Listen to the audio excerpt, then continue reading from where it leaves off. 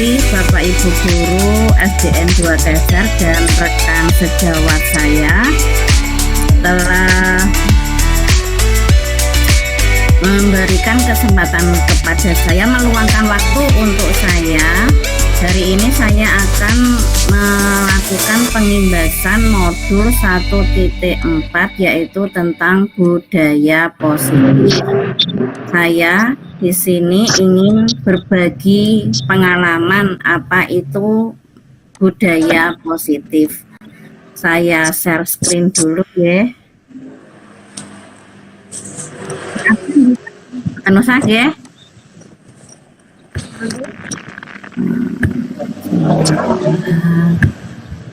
Bagikan.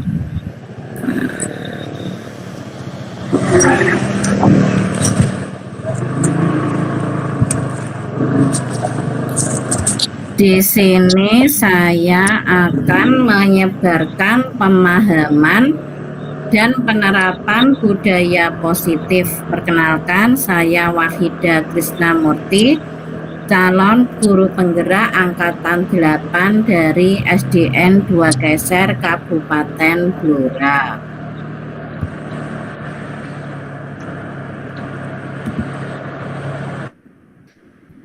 Komitmen belajar kita hari ini ya Bapak Ibu, kalau tidak ada kendala silahkan nyalakan kamera, matikan mic bila tidak ada pertanyaan,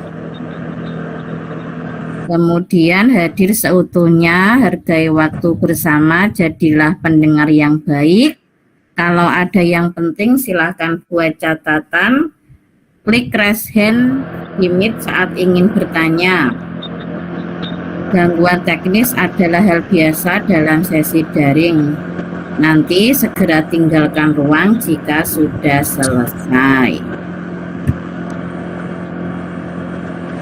Bapak Ibu, menurut Ki Hajar Dewantara, tujuan pendidikan adalah menuntun segala kodrat yang ada pada anak-anak agar mereka dapat mencapai keselamatan dan kebahagiaan yang setinggi-tingginya, baik sebagai manusia maupun sebagai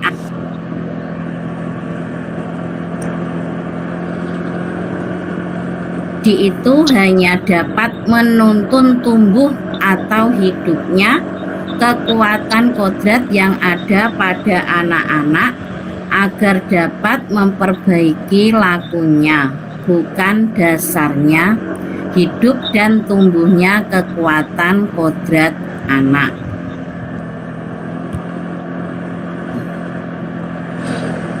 Budaya positif. Nah, yang dimaksud dengan budaya positif di sini yaitu budaya positif di sekolah, nilai dan kebiasaan di sekolah yang berpihak pada murid agar mereka dapat berkembang menjadi pribadi yang kritis, penuh hormat dan bertanggung jawab sesuai dengan profil pelajar Pancasila. Bapak Ibu, profil pelajar Pancasila itu apa saja ya? Yang pertama, beriman, bertakwa kepada Tuhan Yang Maha Esa dan berakhlak mulia. Ya, yang pertama itu beriman, bertakwa kepada Tuhan Yang Maha Esa dan berakhlak mulia. Yang kedua, kebinekaan global. Yang ketiga,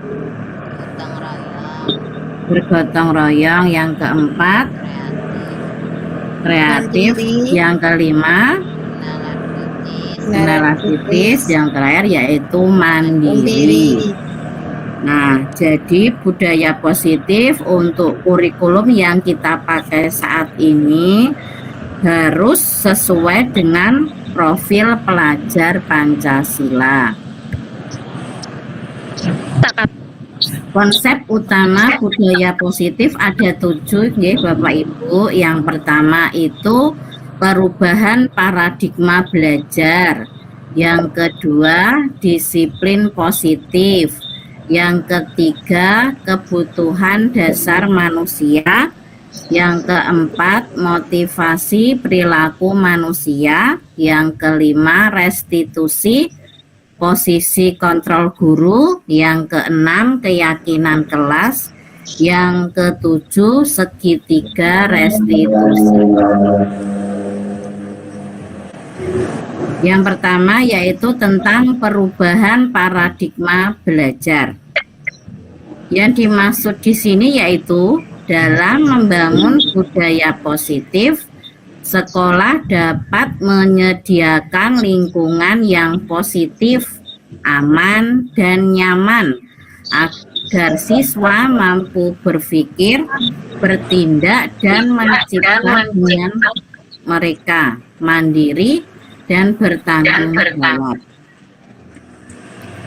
Disiplin sangat berkaitan dengan kontrol guru terhadap siswa.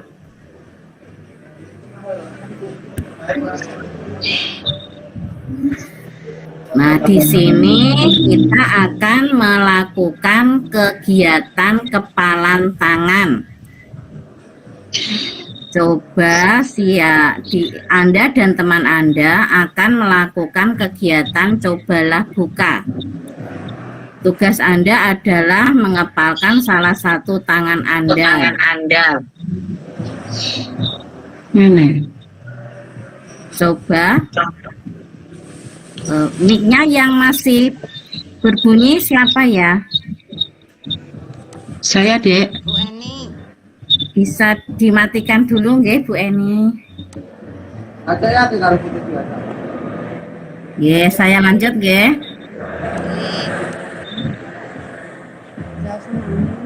Coba Anda bayangkan bahwa Anda menyimpan sesuatu yang sangat berharga di dalam kepalan tangan Anda.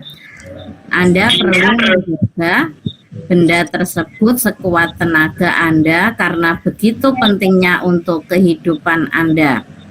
Tugas rekan Anda adalah mencoba dengan segala cara untuk membuka kepalan tangan Anda. Teman Anda boleh membujuk, menghardik, menggoda, bahkan menawari Anda dengan uang agar Anda bersedia membuka kepalan tangan Anda. Nah, di sini siapa yang bersedia untuk mengepalkan tangannya, Bapak Ibu? Bu Lina ya? Bu Lina? Ya. Bu Lina bisa mengepalkan tangannya ya, yang di dalamnya ada benda yang sangat berharga. Ya. Kemudian nanti yang membujuknya Bu Dwi, bisa Bu Dwi? Ya, iya Bu. Coba sekarang kita melakukan permainan cobalah buka. Silahkan Bu Lina dan Bu Dwi, monggo. Bu Lina, Ya, Bu Dwi. itu apa ya yang di dalam kepalan tangannya Bu Lina ya? Siap. Tolong Bu, saya lihat sedikit aja Bu. Tidak boleh, Bu. Ngintip sedikit, Rahasia boleh tidak Bu? Tidak boleh. Sedikit saja Bu, saya janji tidak bakal bicara sama siapa-siapa, sedikit saja. Oh, tidak boleh, Bu. Rahasia soalnya hanya saya yang boleh tahu. Ah, Bu Lina itu pelit. Sebentar Bagaimana, saja, Bu? Bu Lina nanti tak kasih hadiah dah wes, nek dibuka. Enggak mau. Sebentar saja Bu, sedikit saja, boleh tidak? Tidak boleh. Ini rahasia soalnya, Bu. Bu Lina itu pelit Bu, Bu Krisna itu Bu Lina pelit tidak mau membuka. Berarti Bu Lina itu kuat ya keyakinannya, kontrol dirinya. Sudah nggih? Nggih. Berarti Bu Dwi merayunya kurang jos. Saya biasanya dirayu Bu, bukan merayu. Oh gitu ya Bu ya. Nah, dari kegiatan tersebut kita itu jadi mengetahui kalau kontrol diri yang sebenarnya itu ada pada diri kita sendiri. Orang lain aslinya tidak bisa membujuk, menghardik, menggoda, menawari kita kalau kita mempunyai kontrol diri yang kuat. Untuk itu, perubahan paradigma teori kontrol atau ilusi kontrol. Di bawah ini adalah paparan Dr. William Glasser dalam kontrol teori untuk meluruskan beberapa miskonsepsi tentang kontrol. Ilusi guru mengontrol murid. Nah, kembali lagi tadi ya, guru tidak bisa mengontrol murid. Itu hanya sebuah ilusi. Ilusi bahwa kritik dan membuat orang merasa bersalah dapat menguatkan karakter. Ilusi bahwa semua penguatan positif, efektif, dan bermanfaat. Ilusi bahwa orang dewasa memiliki hak untuk memaksa. Kembali lagi, sesuai dengan kontrol, yang bisa mengontrol diri kita adalah kita sendiri, bukan orang lain. Mengubah paradigma, siapa sesungguhnya yang memiliki kontrol? Stimulus responnya, kita mencoba mengubah orang agar berpandangan sama dengan kita. Teori kontrol atau pilihannya, kita berusaha memahami pandangan orang lain tentang dunia. Perilaku buruk dilihat sebagai suatu kesalahan. Teori kontrolnya, semua perilaku memiliki tujuan. Orang lain bisa mengontrol saya. Teori kontrolnya yaitu hanya Anda yang bisa mengontrol diri Anda. Saya bisa mengontrol orang lain. Teori kontrolnya itu Anda tidak bisa mengontrol orang lain. Pemaksaan ada pada saat bujukan gagal. Teori kontrolnya, kolaborasi dan konsensus menciptakan pilihan-pilihan baru. Stimulus respon, model berpikir menang atau kalah. Teori kontrolnya, model berpikir menang-menang. Itulah bagaimana mengubah paradigma. Nah, untuk materi selanjutnya yaitu disiplin positif. Bapak Ibu, kira-kira arti disiplin menurut Bapak Ibu apa? Monggo bisa raise hand.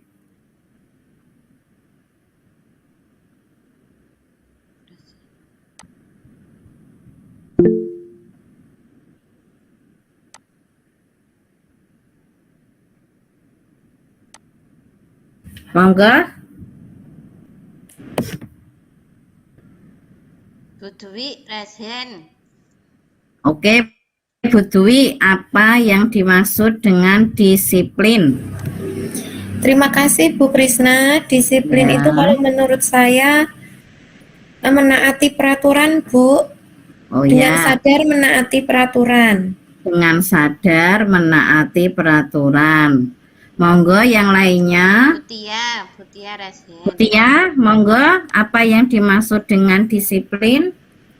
Ya, terima kasih Bu Krisna. Menurut saya disiplin itu mematuhi perintah yang ada dan menghindari larangan yang sudah diterapkan seperti itu. Oke, betul. Ada yang lain lagi, apa makna disiplin? Saya Bu, Ya, monggo Bu Lina, Tepat apa waktu. pengertian dari disiplin? kalau bagi saya disiplin itu tepat waktu. Oh, Tidak disiplin terlambat. itu tepat waktu, tidak terlambat. Bu, Ya, itu. betul. Nah, disiplin positif dalam budaya kita, makna kata disiplin telah berubah menjadi sesuatu yang dilakukan seseorang pada orang lain untuk mendapatkan kepatuhan. Kecenderungan umum adalah menghubungkan kata disiplin dengan ketidaknyamanan, bukan dengan apa yang kita hargai atau pencapaian suatu tujuan mulia. Disiplin adalah kemampuan memerintah diri sendiri dalam mengontrol dan menguasai diri untuk memilih tindakan yang mengacu pada nilai-nilai yang kita hargai dengan penuh tanggung jawab, tanpa diperintah dari orang lain. Sebagai pendidik, tujuan kita adalah menciptakan anak-anak yang memiliki disiplin diri sehingga mereka bisa berperilaku dengan mengacu pada nilai-nilai kebajikan universal dan memiliki motivasi intrinsik bukan ekstrinsik. Disiplin positif merupakan salah satu cara menerapkan disiplin yang bertujuan untuk menumbuhkan kesadaran serta memberdayakan anak untuk melakukan sesuatu tanpa sogokan, ancaman maupun hukuman. Untuk materi selanjutnya yaitu kebutuhan dasar manusia. Bapak Ibu, realitas kebutuhan setiap orang berbeda. Kita harus berusaha memahami pandangan orang lain tentang dunia. Setiap orang memiliki gambaran yang berbeda. Di sini ada 5 kebutuhan dasar manusia. Ada power, kekuatan, penguasaan. Ada freedom itu kebebasan. Ada fun itu kesenangan. Ada belonging itu kasih sayang dan diterima. Ada survival itu kebutuhan untuk bertahan hidup. Nah, di sini ada sebuah kasus. Ibu Nana, guru kelas 5 di SD Nusantara, sedang bingung menghadapi salah satu muridnya di kelas yang bernama Bayu.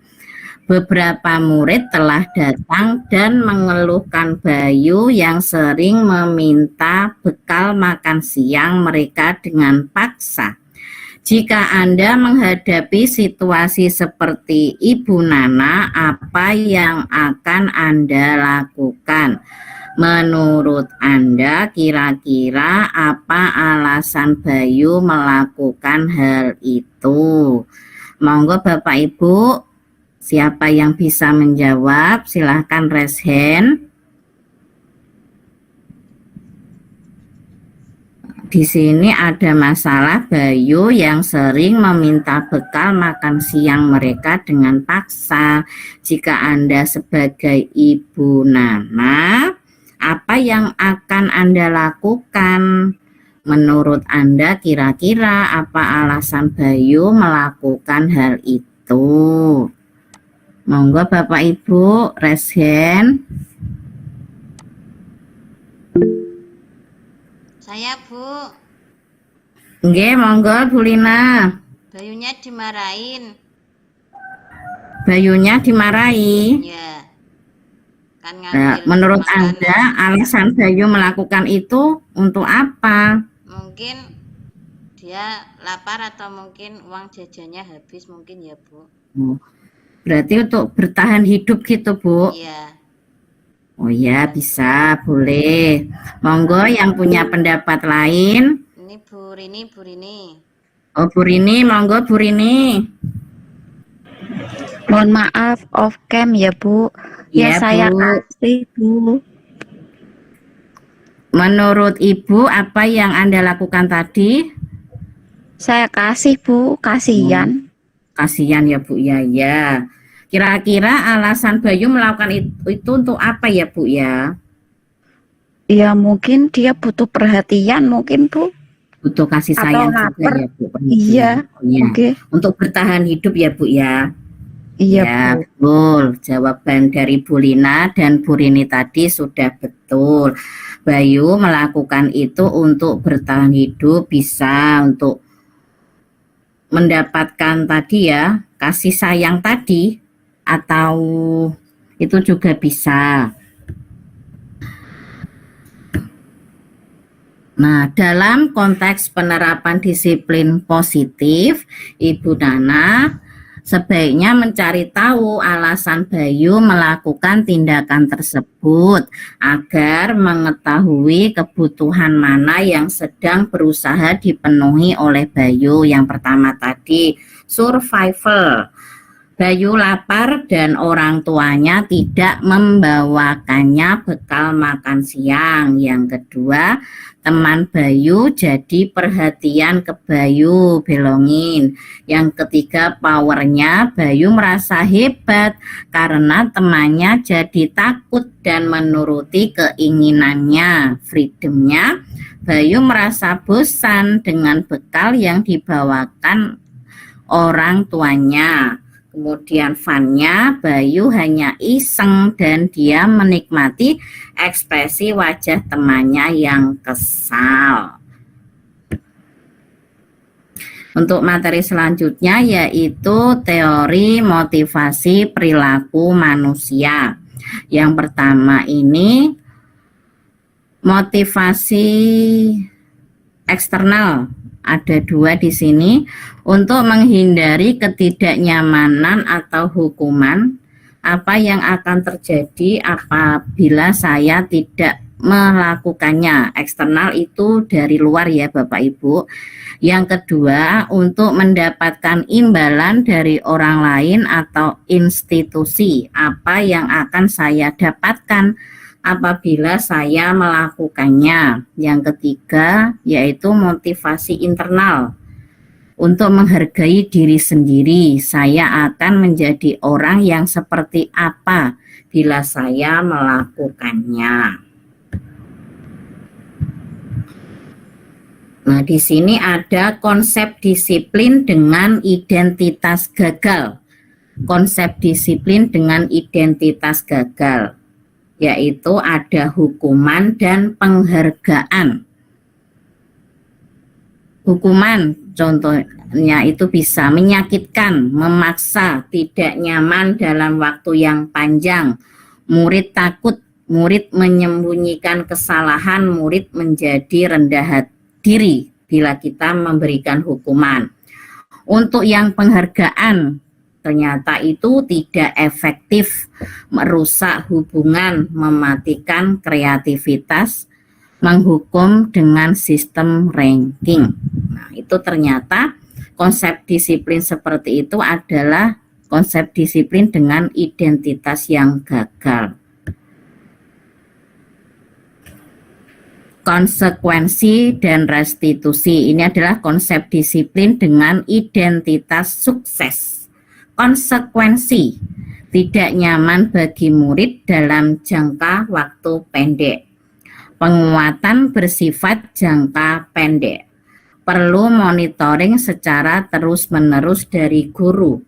Adanya stimulus dan respon. Murid menghormati peraturan. Restitusi. Murid bertanggung jawab atas perilakunya. Fokus pada pemecahan masalah jangka panjang. Murid menghormati dirinya dan orang lain. Adanya teori kontrol. Murid bersemangat memperbaiki kesalahan. Nah, di sini ada hukuman dan sanksi atau konsekuensi. Ada sebuah kasus ya Bapak Ibu. Hani kurang menguasai pelajaran matematika, sehingga pada saat pelajaran tersebut berlangsung, Dia lebih banyak berdiam diri atau menggambar di buku pelajarannya. Pada saat guru memberikan pertanyaan padanya, Hani menjadi gugup dan tak sengaja menjatuhkan tasnya dari kursi, serta tiba-tiba menjadi gagap pada saat berupaya menjawab. Seluruh kelas pun tertawa melihat perilaku Hani yang bicara tergagap dan terkejut tersebut. Budia selaku guru membiarkan teman-temannya Hani menertawakan Hani yang tergagap dan malu luar biasa, dan malahan minta Hani untuk maju ke depan dan berdiri di depan kelas sambil menunjuk hidungnya karena tidak bisa menjawab pertanyaan Budia. Kelas makin gaduh dan anak-anak pun tertawa melihat Hani di depan kelas memegang ujung hidungnya.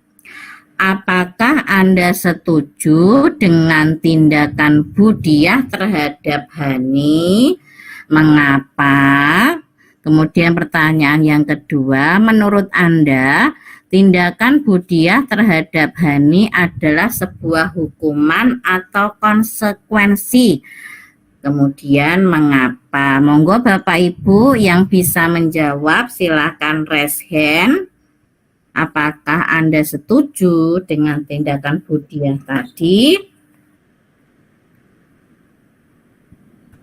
Monggo. Siapa yang ingin memberikan jawabannya?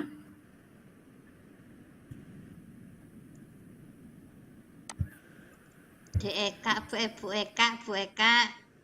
Oh ya, Bu Eka, monggo.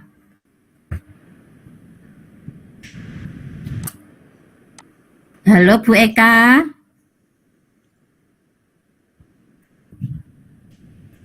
Ada Bu Ekanya. Oh, bukan Ya, halo. sinyalnya. Bu Eka ini. Halo Bu Eka, sudah tersambung? Hadir. Iya, Bu. Iya. Menurut Bu Eka jawabannya apa Bu?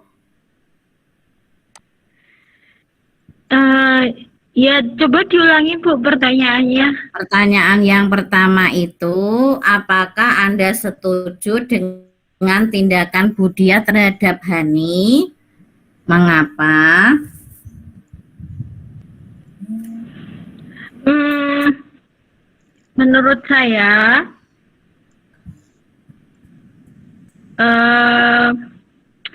Menurut saya, tindakan Budia itu kurang tepat ya Bu ya.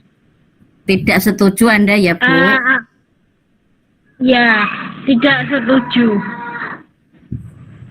Alasannya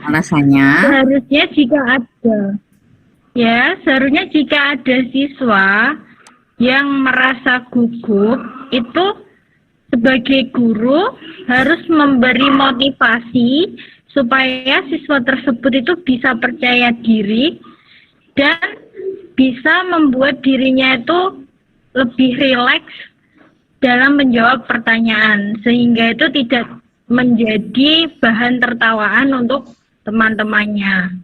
Ya. Dan selain itu, seharusnya sebagai guru itu juga memberitahu teman-temannya supaya untuk tidak menertawakan si Hani ini tadi.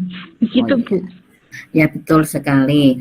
Untuk yang pertanyaan kedua, Bu, menurut Anda tindakan Budia terhadap Hani itu sebuah hukuman atau konsekuensi ya, Bu?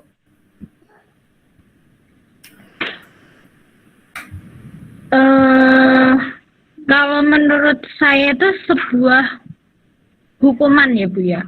Ya. Karena si Hani tidak bisa menjawab, kemudian Budia memberikan hukuman seperti itu. Begitu Bu. Ya betul sekali jawaban dari Bu Eka. Tadi Budia itu adalah sebuah hukuman, betul. Kita lanjut ya Bapak Ibu. Apakah ada pendapat lain? Bu Dwi tadi raise hand, Bu. Oh ya, Bu Dwi, monggo silahkan. Ya, seperti yang dijawab sama Bu Eka, Bu. Yang kedua Ya. itu sebuah hukuman karena Bu Dia melakukan hukuman fisik, disuruh berdiri di depan kelas sambil menunjuk hidungnya, Ibu. Terima kasih. Ya, itu adalah tindakan Bu Diah kepada Hani itu adalah sebuah hukuman, betul sekali. Saya lanjut nggih. Nah, di sini mari berlatih hukuman atau konsekuensi. Nanti boleh dijawab nggih Nggih. bersama-sama. Mencatat 100 kali di dalam buku kalimat saya tidak akan terlambat lagi karena terlambat ke sekolah. Itu termasuk hukuman atau konsekuensi Bapak Ibu? Hukuman. Hukuman. Kemudian lari mengelilingi lapangan basket 2 kali karena terlambat hadir di sekolah. Ini termasuk hukuman atau konsekuensi? Hukuman. Nah, pertanyaan selanjutnya, murid diminta untuk push up 15 kali karena tidak menggunakan masker ke sekolah. Ini hukuman. Hukuman. Menggantikan kertas tugas teman yang telah dicoret-coret. Konsekuensi. Konsekuensi. Membersihkan tumpahan air di meja tulis karena tersenggol pada saat belajar. Konsekuensi. Konsekuensi. Murid disuruh untuk mengenakan sepatu seharian di sekolah karena tidak mengenakan sepatu hitam. Konsekuensi. Hukuman. Hukuman. Ya, nanti dibahas. Ya. Lari mengelilingi lapangan basket 2 kali karena terlambat 10 menit untuk pelajaran PJOK. Hukuman. Konsekuensi. Kita lihat jawabannya ya. Nah, yang pertama itu mencatat 100 kali di dalam buku. Saya tidak akan terlambat lagi karena terlambat ke sekolah. Ini jawabannya yaitu hukuman. Lari, siapa tadi yang betul Bapak Ibu? Saya. Banyak yang betul? Ya. Lari mengelilingi itu Bu. Ya, lari mengelilingi lapangan basket 2 kali karena terlambat hadir ke sekolah. Ini tadi jawabannya hukuman. Betul semua Bapak Ibu ya? Ya. Ya. Betul. Murid diminta untuk Konsekuensi Bu. 15 kali karena tidak menggunakan masker ke sekolah. Ini jawabannya juga hukuman. Menggantikan kertas tugas teman yang telah dicoret-coret. Ini termasuk konsekuensi. Membersihkan tumpahan air di meja tulis karena tersenggol pada saat belajar. Ini juga termasuk konsekuensi. Murid disuruh untuk tidak mengenakan sepatu seharian di sekolah karena tidak mengenakan sepatu hitam. Ini juga termasuk hukuman. Sedangkan lari mengelilingi lapangan basket 2 kali karena terlambat 10 menit untuk pelajaran PJOK itu termasuk konsekuensi. Tadi sudah banyak yang betul jawabannya nggih Bapak Ibu? Ya. Nah. Karena guru PJOK ya Bu ya. Oh ya, ya. Kita lanjut. Bu, tanya Bu. Ya. Tanya. Sebelum menuju ke bab selanjutnya, saya ingin bertanya tentang hukuman dan konsekuensi. Apa hal yang mendasar membedakan antara hukuman dan konsekuensi, Bu? Terima kasih. Tanyanya kok ya. Ya. Oh iya iya. Ya. Oh Kita iya. lanjut materi Ya. dulu ya. Dicatat Nanti dulu ikut Bu, dicatat ya. dulu disimpan dulu pertanyaannya. ya. Iya. Benar.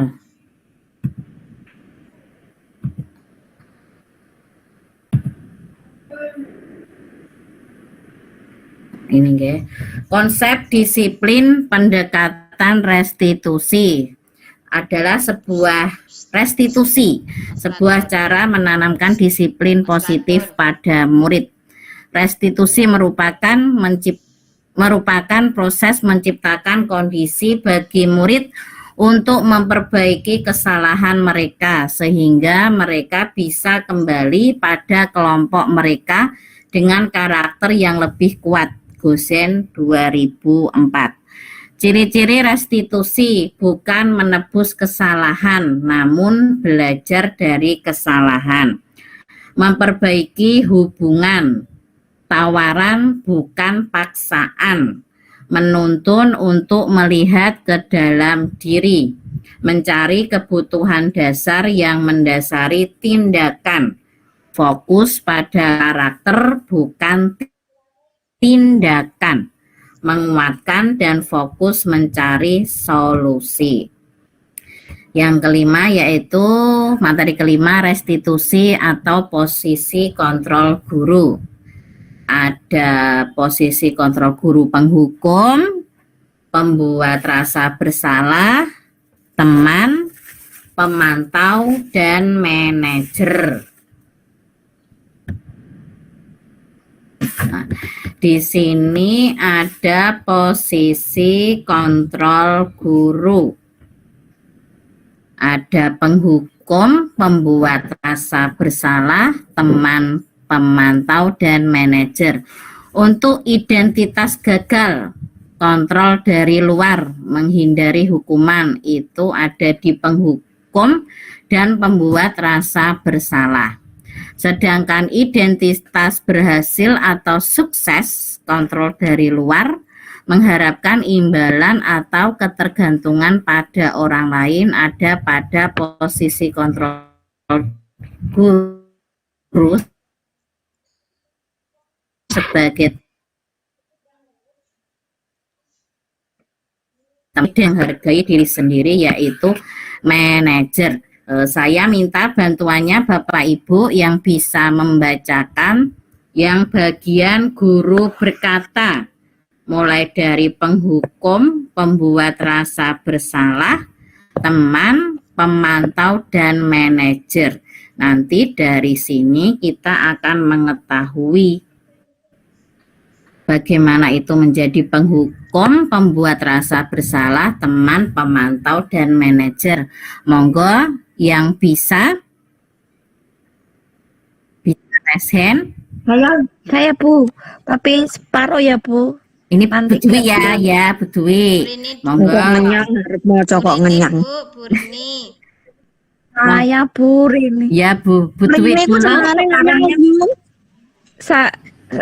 Nanti separohnya Bu Wafi Rifatu. Ya, ini berarti 2, 2, 1 gitu ya. Ini Budwi dulu ya, monggo. Rini Bu. Bu Rini dulu ya. Ya, posisi kontrol guru. Dengar saya, suara saya terdengar nggih Bu? Dengar. Dengar Bu Rini. Ya, cara bacanya ini dari mana dulu ya Bu? Ini yang guru berkata saja. Dari perkataan kita bisa mengetahui apa itu posisi kontrol guru, mulai dari penghukum. Nah, terus pembuat rasa bersalah itu intonasinya nanti kan berbeda-beda Bu. Oh ya. Acting ya, ini acting ya. Ya, acting Bu ya. Ini guru berbuat, ini ya Bu ya. Yang berkata saja Bu, jenengan ini yang berkata saja. Berkata, ya. Ya, nggak usah Aku bingung. Kalau kamu tidak melakukannya, awas ya, rasakan. Gitu ya Bu. Ya, ya betul. Mantap. Ya.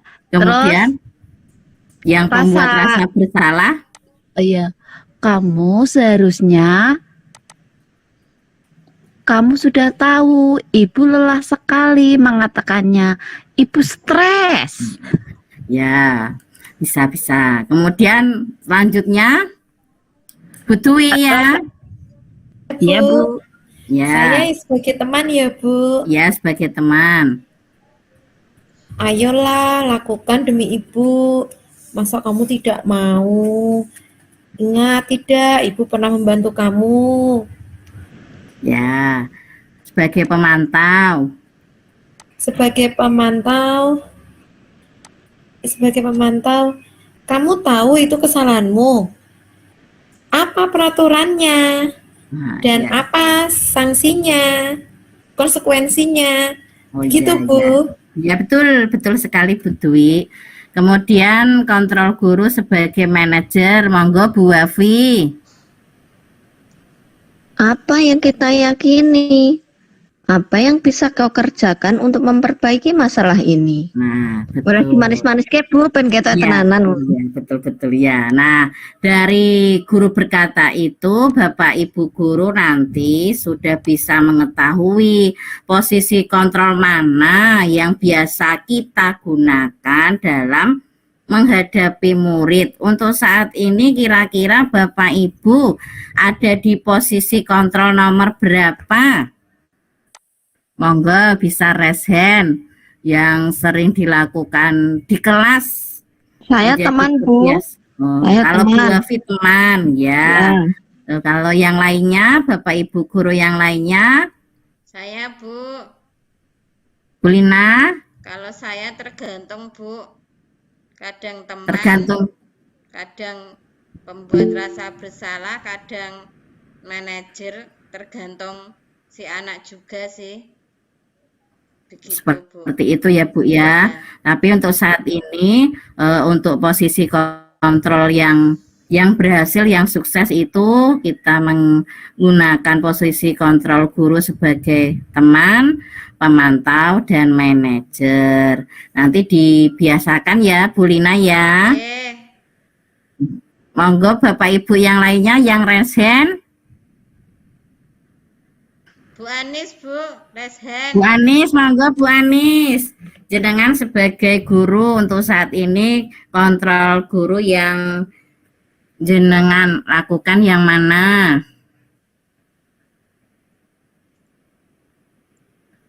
Halo Bu Anis. Bu Anisnya hilang Bu.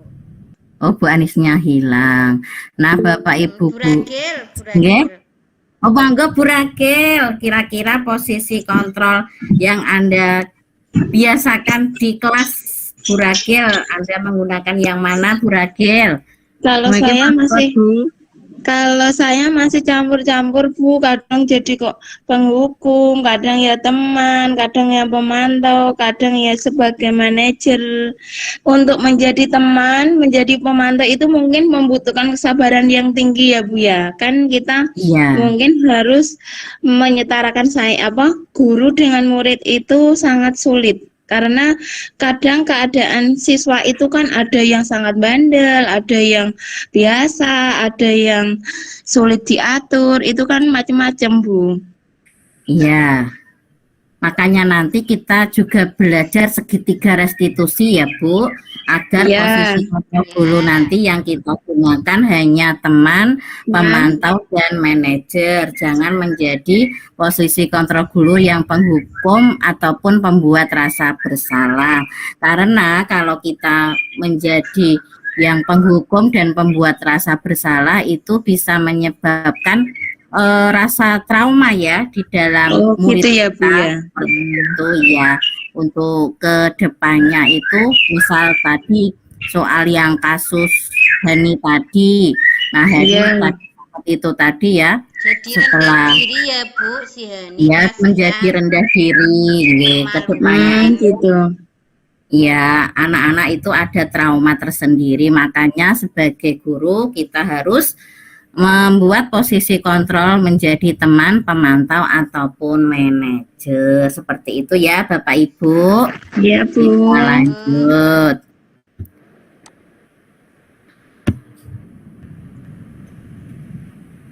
Nah, di sini ada sebuah pernyataan-pernyataan dan siapa yang ini termasuk posisi kontrol yang mana, gitu nggih.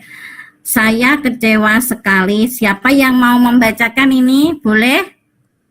Bu Rini, Bisa raise hand? Bu Rini. Oh ya, Bu Rini, silahkan. Ya, izin baca lagi Bu. Ya. Biar nggak ngantuk. Saya kecewa sekali dengan kamu. Bel, Ya. saya Bu, yang kedua saya Bu. Ya, Bu Afi, monggo. Kamu tidak pernah benar melakukannya. Nah, itu penghukum ya. Ya. Saya Bu nomor 3. Ya, nomor 3 Bu Ragil. Ayolah lakukan demi Ibu. Itu posisi kontrol yang teman ya. Kemudian monggo yang lainnya. Ini sebagai pemantau kira-kira. Saya Manis. Bu. Ini dengan Bu siapa ini? Bu Eni.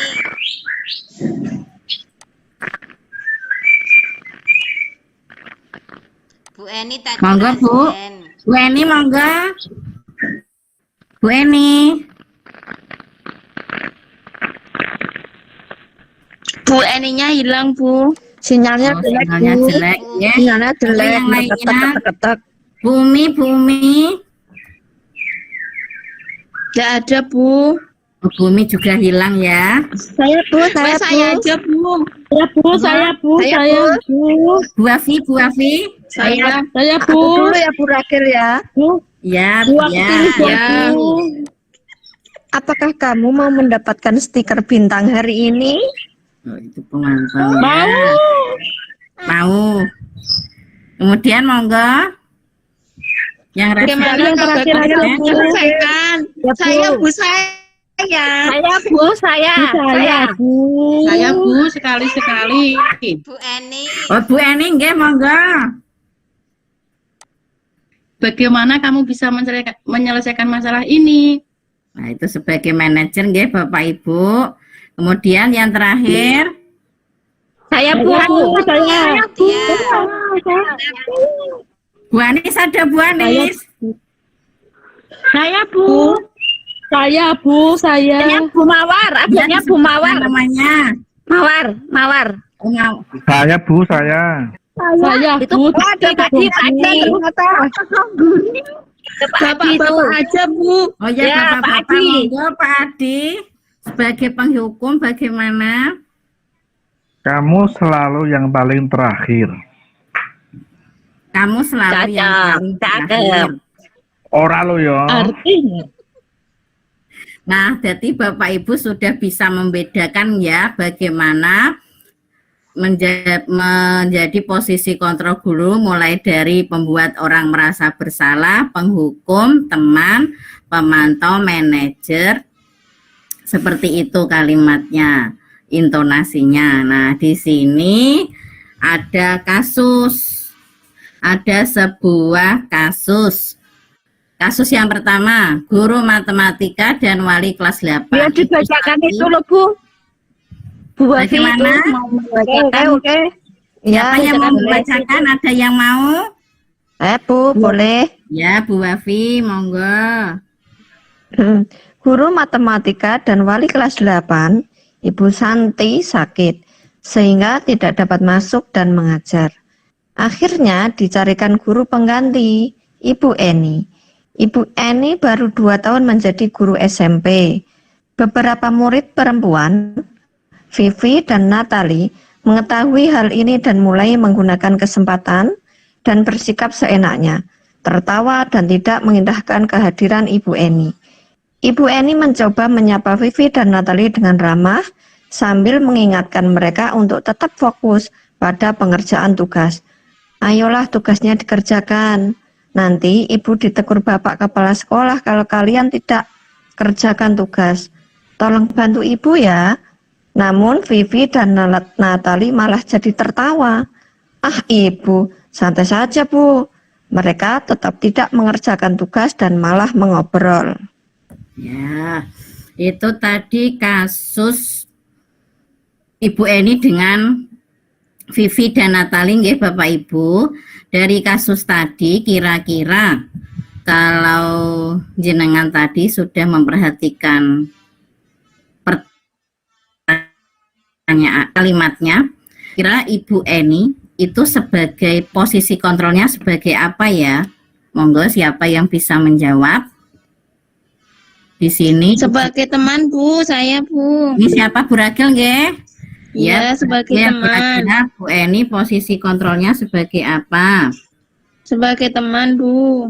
sebagai teman. Kalimat mana yang menunjukkan kalau posisi kontrol Bu Eni sebagai teman, bisa ditunjukkan? Ini Bu, ayolah tugasnya dikerjakan. Terus? Nanti Ibu ditegur Bapak Kepala Sekolah kalau kalian tidak kerjakan tugas. Tolong Ibu ya. Tolong bantu Ibu ya. Iya, ya betul. Berarti Bu Ragil sudah paham nggih, posisi kontrol pada kasus pertama ini Ibu Eni di sini yaitu sebagai teman, dengan tadi kalimatnya ya, ayolah tugasnya dikerjakan, nanti Ibu ditegur Bapak Kepala Sekolah kalau kalian tidak kerjakan tugas, tolong bantu Ibu ya. Di sini Bu Eni mencoba menyapa Vivi dan Natali dengan ramah. Betul, itu termasuk posisi kontrol guru sebagai manajer. Apakah ada pendapat yang lain? Tidak, Bu. Sudah ya? Ya. Betul ya? Sebagai teman. Untuk kasus yang kedua, siapa yang berani membacakan? Monggo bisa resen. Bu Tia, Bu. Bu Anes itu, Bu Anes. Oh, Bu Anes ya, silakan Bu Anes, Bu Tia. Terima kasih untuk waktunya Bu. Kasus Ya. kedua. Anto dan Dino sedang bermain bersama di lapangan basket dan tiba-tiba terlibat dalam sebuah pertengkaran adu mulut. Dino pun menjadi emosi dan mengadakan kontak fisik, menarik kemeja Anto dengan kasar sampai 3 kancingnya terlepas. Pada saat itu, guru piket langsung melerai mereka dan membawa mereka ke ruang kepala sekolah. Ibu Suti selaku kepala sekolah berusaha menenangkan keduanya termasuk Dino. Dino, sepertinya saat ini kamu sedang marah sekali. Mendengar itu, Dino pun mengalir bercerita tentang kekesalan hatinya. Ibu Suti pun melanjutkan bahwa membuat kesalahan adalah manusiawi dan bahwa mempertahankan diri adalah hal yang penting. Namun, meminta Dino memikirkan cara lain yang lebih efektif, karena saat ini Dino berada di ruang kepala sekolah. Ibu Suti menanyakan Dino tentang keyakinan sekolah yang telah disepakati. Ibu Suti melanjutkan bertanya apakah Dino bersedia memperbaiki kesalahan yang telah dilakukan terhadap Anto. Dino pun mengangguk. Kemudian Ibu Suti balik bertanya kepada Anto, hal apa yang bisa dilakukan Dino untuk memperbaiki masalah? Anto menjawab, saya perlu kancing saya diperbaiki, Pak. Ibu saya akan sangat marah kalau melihat kancing baju saya sampai copot 3 kancing begini. Ibu Suti pun kembali bertanya ke Dino, apakah yang akan dia lakukan untuk menggantikan 3 kancing Anto yang terlepas? Terima kasih. Ya, terima kasih Bu Tia. Berdasarkan kasus 2, kira-kira Bu Suti kan selaku kepala sekolah di sini, untuk posisi kontrolnya Bu Suti sebagai apa nggih Bapak Ibu? Manajer ya, Bu. Bu Lina monggo sebagai apa? Sebagai manajer. Sebagai manajer, alasannya apa Bu Lina? Kata-kata Dino, sepertinya saat ini kamu sedang marah sekali. Mendengar itu, Dino pun mengalir bercerita tentang kekesalan hatinya. Ibu Suti pun melanjutkan bahwa membuat kesalahan adalah manusiawi dan bahwa mempertahankan diri adalah hal yang penting. Kalau menurut saya itu, Bu. Ya, betul. Di sini ya, di sini itu Ibu Suti posisi kontrolnya sebagai manajer karena Ibu Suti mampu menemukan masalah, kemudian menemukan solusi secara mandiri dan bukan menekankan konsekuensi, tapi lebih kepada berkolaborasi dengan murid untuk memperbaiki kesalahannya. Betul pendapat dari Bu Lina. Kalau Bu Siti di sini posisi kontrolnya yaitu sebagai manajer. Apakah ada pendapat yang lain Bapak Ibu? Tidak ada? Bu. Tidak ada, Oke, setuju. kita lanjut ya. Di sini tadi sudah betul Bu Suti sebagai manajer. Oh, oke. Untuk materi yang selanjutnya yaitu keyakinan kelas. Mengapa keyakinan kelas bukan peraturan kelas? Menurut Gosen 1998, suatu keyakinan akan lebih memotivasi seseorang dari dalam atau intrinsik. Seseorang akan lebih bersemangat untuk menjalankan keyakinannya daripada hanya sekedar mengikuti peraturan. Misalnya, mengapa kita memiliki peraturan harus menggunakan helm bila mengendarai kendaraan roda 2? Mengapa kita memiliki peraturan 3M menggunakan masker, mencuci tangan, dan menjaga jarak 1,5 meter? Nah, itu termasuk dalam budaya positif, lingkungan positif, keyakinan kelas, peraturan kelas. Nah, Bapak Ibu, di sini ada peraturan dan keyakinan kelasnya. Monggo siapa yang mau membacakan? Bu Dwi, Bu. Dwi, monggo Bu Dwi. Bu Ragil itu tunjuk tangan, Bu. Bu Dwi dulu, Bu Dwi. Yang pertama Bu Dwi, peraturan dan keyakinan kelasnya. Yang pertama, peraturan selalu kembalikan buku ke tempatnya. Di keyakinan kelas itu tanggung jawab. Ya. Yang kedua, Bu Ragil. Bu Ragil apa Bu Dwi lagi? Iya, dilarang mengganggu orang lain. Keyakinan kelas menghormati orang lain. Ya. Monggo yang ketiga, Bu Afi. Bu Afi hilang. Bu Rini. Ya, Bu. Ya, saya, Bu. Ya. Hadir di sekolah 15 menit sebelum pembelajaran dimulai. Peraturannya, kalau sedangkan keyakinan kelasnya menghormati orang lain, berkomitmen. Oh iya, kemudian Bu Afi. Dilarang melakukan kekerasan untuk peraturannya, kemudian keyakinan kelasnya, keselamatan, dan menghormati orang lain. Nah, selanjutnya Bu Eni ada Bu Eni ya? Saya, Bu. Bu Rina, Bu. Bu Rina. Bu Rina ya.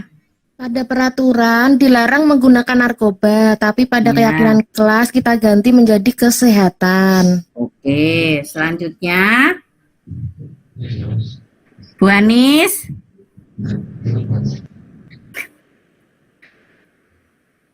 Bu Rini lagi boleh? Ya. Sampai mana, Bu, tadi, Bu? Dilarang Ya. melakukan kekerasan. Itu sudah ya? Ya. Gunakan Ya. masker.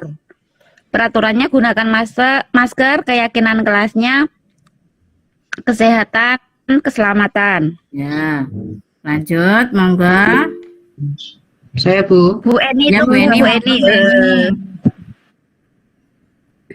Peraturan jangan berlari di kelas atau koridor. Keyakinan kelasnya yaitu keselamatan dan keamanan. Nah, dari peraturan itu Bapak Ibu dapat kita ganti ya, saat ini kita ganti menjadi keyakinan kelas seperti itu.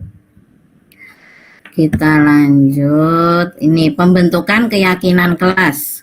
Keyakinan kelas bersifat lebih abstrak daripada peraturan yang lebih rinci dan konkret. Keyakinan kelas berupa pernyataan universal.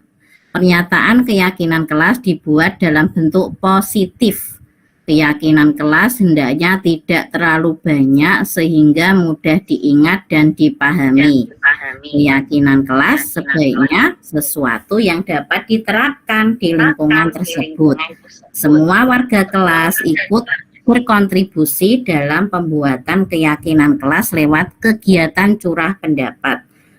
bersedia meninjau kembali keyakinan kelas dari waktu ke waktu. Nah, kemarin ini saya sudah melakukan aksi nyata sosialisasi keyakinan kelas kepada murid-murid saya. Untuk materi selanjutnya yaitu segitiga restitusi. Proses menciptakan kondisi bagi murid untuk memperbaiki kesalahan mereka sehingga mereka bisa kembali pada kelompok mereka dengan karakter yang lebih kuat. Melalui restitusi, guru dapat membantu murid menjadi lebih memiliki tujuan, disiplin positif, serta memulihkan dirinya setelah berbuat salah. Membantu murid untuk jujur pada diri sendiri dan mengevaluasi dampak dari kesalahan yang dilakukan. Memberikan penawaran bukan paksaan. Untuk segitiga restitusi mulai dari menstabilkan identitas, validasi kebutuhan, kemudian menanyakan keyakinan. Menstabilkan identitas, setiap orang pasti pernah melakukan kesalahan. Kamu bukan satu-satunya yang pernah melakukan. Validasi kebutuhan, kamu tentu punya alasan mengapa melakukan itu. Adakah cara yang lebih efektif untuk mendapatkan apa yang kamu butuhkan? Menanyakan keyakinan, nilai-nilai apa yang telah kita sepakati, kamu ingin menjadi orang yang seperti apa? Diane Goosen dalam bukunya Restitution Reconstruction School Disiplin 2001 telah merancang sebuah tahapan untuk memudahkan para guru dan orang tua dalam melakukan proses untuk menyiapkan anaknya untuk melakukan restitusi bernama segitiga restitusi atau Restitution Triangle. Tahapan segitiga restitusi yang pertama itu menstabilkan identitas. Untuk membuat anak yang merasa gagal karena berbuat salah menjadi positif terhadap dirinya. Berbuat salah itu hal yang manusiawi, tidak ada manusia yang sempurna. Bapak Ibu juga pernah berbuat salah. Kita pasti bisa menyelesaikan permasalahan ini. Bapak Ibu tidak tertarik untuk mencari tahu siapa yang benar, siapa yang salah. Bapak Ibu lebih tertarik untuk menyelesaikan masalah.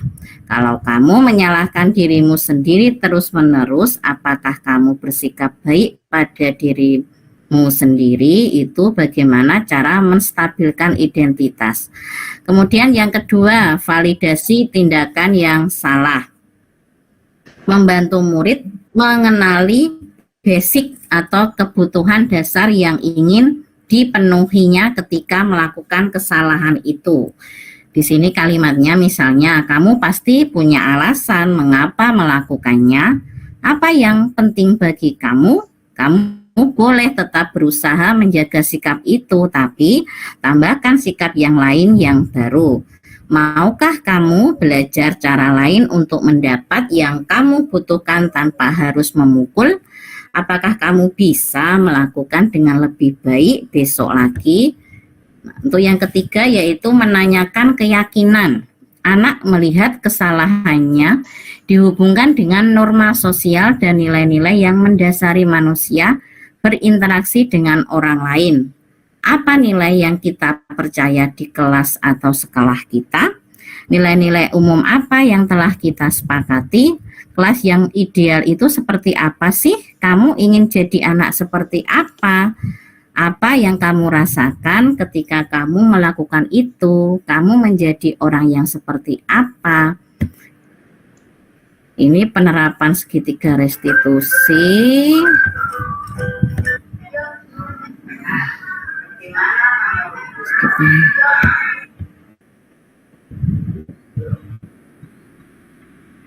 Dalam rangka menciptakan lingkungan yang positif, maka setiap warga sekolah dan pemangku kepentingan perlu saling mendukung, menghayati, dan menerapkan nilai-nilai kebajikan yang telah disepakati bersama. Tujuan mulia dari penerapan disiplin positif adalah agar terbentuk siswa yang berkarakter, berdisiplin, santun, jujur, peduli, bertanggung jawab, dan merupakan pembelajar sepanjang hayat sesuai dengan standar kompetensi lulusan yang diharapkan itu pada standar pendidikan nasional. Nah, materi dari saya cukup sekian, Bapak Ibu. Wabillahi taufiq wal hidayah. Wassalamualaikum warahmatullahi wabarakatuh. Waalaikumsalam warahmatullahi wabarakatuh. Sudah selesai, Dek. Bu. Ampun nggih. Sudah. Ya, monggo Bapak Ibu kira-kira ada yang ditanyakan? Yang Bu Tia, perbedaan apa Iya. konsekuensi TFT? Iya, tadi Bu mau dijawab. Perbedaan hukuman dan konsekuensi. Nggih.